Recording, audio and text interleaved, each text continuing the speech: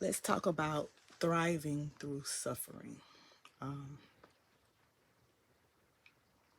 I see a lot of people with the journey that I'm going through right now with cancer and going to the cancer facility. I see a lot of suffering. I see a lot of people who are in pain, who are consumed with the treatments, and they just don't feel good. It's suffering. You just don't feel good when you're in pain and when you have to deal with a lot concerning that there may be death, that you may not see your family and you can't do for yourself. Um, you can't help them. And sometimes we feel like we're not being helped. So, how do you thrive through that suffering? For me, how I thrive through the suffering, I um, I look at Isaiah 53 and 5. It said, He was pierced for our transgression, and He was crushed for our iniquities.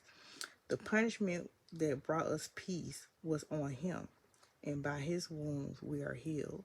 So that's what I thrive with, knowing that by His stripes I am healed.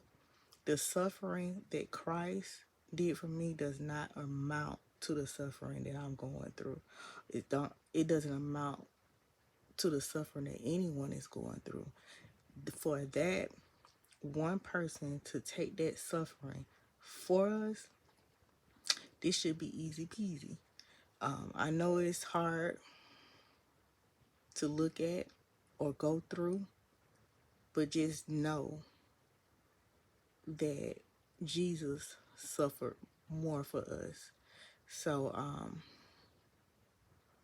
it's I feel like it's a mind thing. I can't think about I'm not able to do the things that I weren't before. The more I think about that, the less I'm able to do.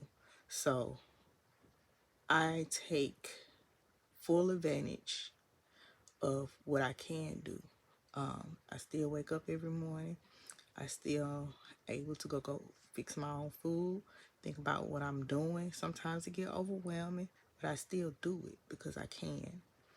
And a lot of stuff we can still do. We let the pain just take over everything. And it's still a lot of stuff you can do while you're in that pain. And the pain doesn't last always. Just don't think that it's going to last always. Um, I mean, it's a hard thing to do, but just the thought of the things, the thing that that Christ has done for us, it relieves a lot of my suffering and it allows me to thrive for quality life that I have left. So that's it. That's all I had.